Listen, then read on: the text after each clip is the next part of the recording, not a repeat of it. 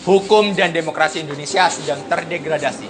Salah satu penyebabnya adalah kebebasan berekspresi yang seringkali mendapatkan tindakan represif dari aparat penegak hukum.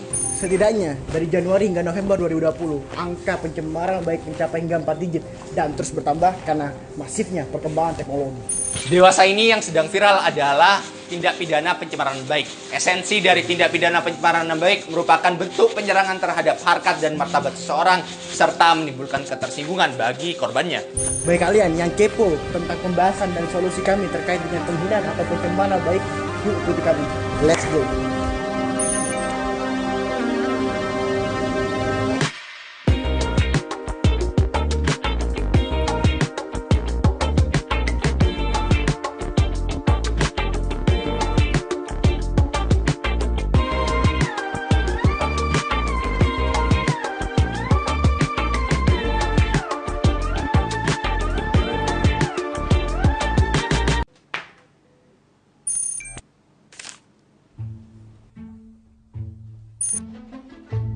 Kalau kita berbicara dari perspektif hukum, maka sebenarnya undang-undang yang mengatur di Indonesia terkait pencemaran nama baik ini setidak-tidaknya diatur dalam beberapa ketentuan perundang-undangan.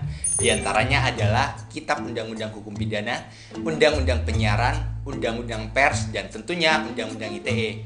Namun dalam tataran implementasinya yang sering digunakan oleh aparat penegak hukum ialah Undang-Undang ITE. Namun hal itu sebetulnya nggak jamin apa-apa juga. Berbagai aturan yang udah ada ternyata masih menyisakan berbagai jejak hitam di belakangnya. Pedoman yang ada dalam KUHP ataupun Undang-Undang ITE ini sebenarnya dimaksudkan sebagai rambu-rambu bagi masyarakat Indonesia untuk berinteraksi melalui perangkat internet dalam ranah cyber. Nah, inilah akar permasalahannya, friend. Karena baik KUHP maupun undang-undang spesifik yang mengatur tentang pencemaran nama baik yang harusnya mengakomodir segala tindak tanduk masyarakat tentang pencemaran nama baik ternyata belum dapat melakukan tugasnya dengan sepenuhnya, friend. Nah, hal ini nih yang jadi masalah, khususnya Undang-Undang ITE. Itulah kenapa Undang-Undang ITE menjadi perguncingan yang hangat beberapa tahun ini. Elastisitas dari beberapa pasal yang menyangkut tentang tindak pencemaran nama baik di dalam Undang-Undang ITE ini dianggap dapat mengganggu kebebasan berekspresi masyarakat di sosial media. Nah, ternyata nih friend, berbagai delik atau peraturan yang ada tentang pencemaran nama baik malah dipakai oleh antar warga negara untuk menyerang satu sama lain yang dianggap orang-orang tersebut atau pihak-pihak tersebut menyangkut atau membahayakan citra mereka di depan halayak umum.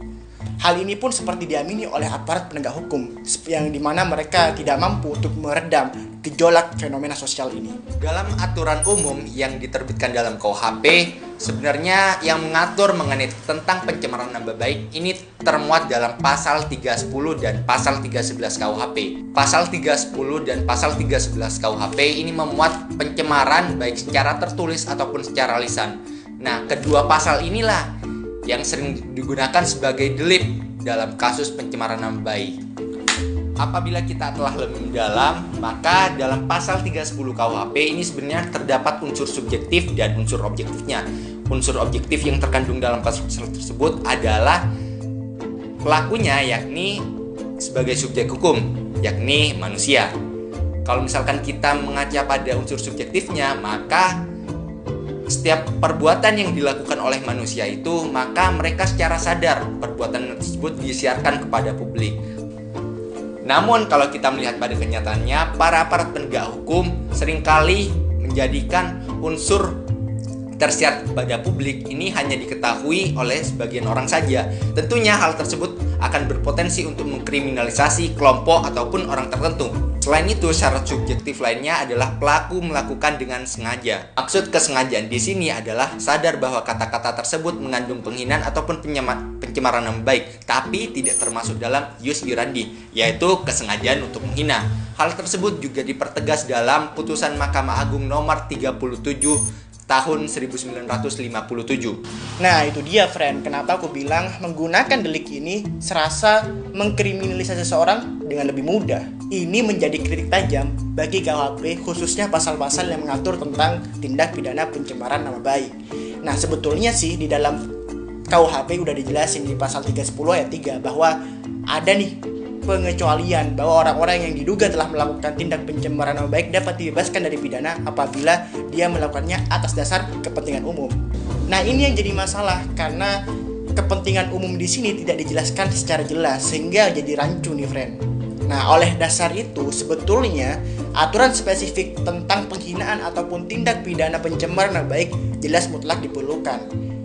Selama ini tindak pencemaran nama baik kan bersandar pada Undang-Undang Nomor 11 Tahun 2008 yang sering kita sebut dengan Undang-Undang ITE. Lahirnya Undang-Undang ITE selain untuk mengakomodir beberapa interaksi dalam dunia maya, kehadiran Undang-Undang ITE ini diharapkan mampu untuk meringankan beban pasal yang termuat dalam pasal 310 dan pasal 311 KUHP. Nah, hal ini sebetulnya cukup menggelitik sih, friend. Karena memang di dalam Undang-Undang ITE tidak dijelaskan secara jelas bagaimana kualifikasi yuridis tentang orang yang memiliki hak dan orang yang tidak memiliki hak. Dan bahkan di berbagai pasal maupun ayat tidak dijelaskan juga. Padahal sebagai delik tindak pidana kejahatan bukan sebagai pelanggaran, sudah sepantasnya memuat kualifikasi secara jelas dan terang bagaimana orang-orang yang memiliki hak dan bagaimana orang yang tidak memiliki hak. Nah, sebetulnya baik KUHP maupun Undang-Undang ITE masih menyisakan berbagai masalah nih, friend. Lalu kemudian bagaimana sih dengan sikap pemerintah? Sebetulnya pemerintah tidak tinggal diam terkait dengan hal ini. Ini tercermin dari berbagai hal yang dilakukan oleh mereka. Pertama nih, penerbitan SKB oleh Menteri Kominfo, lalu kemudian oleh Jaksa Agung dan juga Kapolri, dan lalu kemudian ada sosialisasi yang dilakukan oleh mereka pula, dan juga pernyataan Presiden soal Undang-Undang ITE menjadi bukti bahwa mereka tidak tinggal diam terkait dengan hal ini. Nah, meskipun dalam berbagai tindakan yang diambil oleh pemerintah masih aja nih, friend, menyisakan berbagai masalah juga. Contohnya aja SKB. Padahal SKB di dalam teori hukum itu termasuk ke dalam keputusan atau base checking nih. Nah, namun secara substantif malah sangat mengatur secara jelas, terang, bahkan abstrak dan berikan pedoman kepada aparat penegak hukum dalam menghadapi masalah-masalah terkait dengan kasus Undang-Undang ITE atau pencemaran nama baik ini. Oleh sebab itu, kita bisa tarik kesimpulan bahwa keputusan atau base checking itu bersifat satu kali jalan atau hanya dalam waktu sementara aja. Jadi, efektivitas dari SKB ini untuk dapat menyelesaikan kasus-kasus terkait dengan pencemaran nama baik dalam waktu yang jangka panjang itu juga masih dipertanyakan, friend. Nah, ini yang jadi masalah, baik KUHP maupun Undang-Undang ITE ternyata tidak memberikan batasan yang jelas terkait dengan tindak pidana ini, friend. Dengan begitu, penerapan atau penegakan hukum di lapangan cenderung serampangan dan gak satu jalan. Inilah kemudian tidak tercapainya keadilan dan ketidakpastian hukum terkait dengan tindak pidana ini. Oleh sebab itu, pembaruan tentang undang-undang ini mutlak dibutuhkan, friend. Makanya nih, friend, harus ada solusi yang konkret dan jangka panjang. Sebetulnya, jika misalkan kita berbicara tentang solusi, tentunya pasti mereformulasi Undang-Undang ITE menjadi salah satu langkah yang efektif. Namun dalam merevisi atau mereformulasi Undang-Undang ITE ini ya nggak mudah, karena butuh political will baik dari lembaga eksekutif maupun lembaga legislatif. Dengan begitu, cara ini nggak bisa dilakukan dalam waktu sekejap, dan harus ada cara-cara lain yang mengiringi hal ini.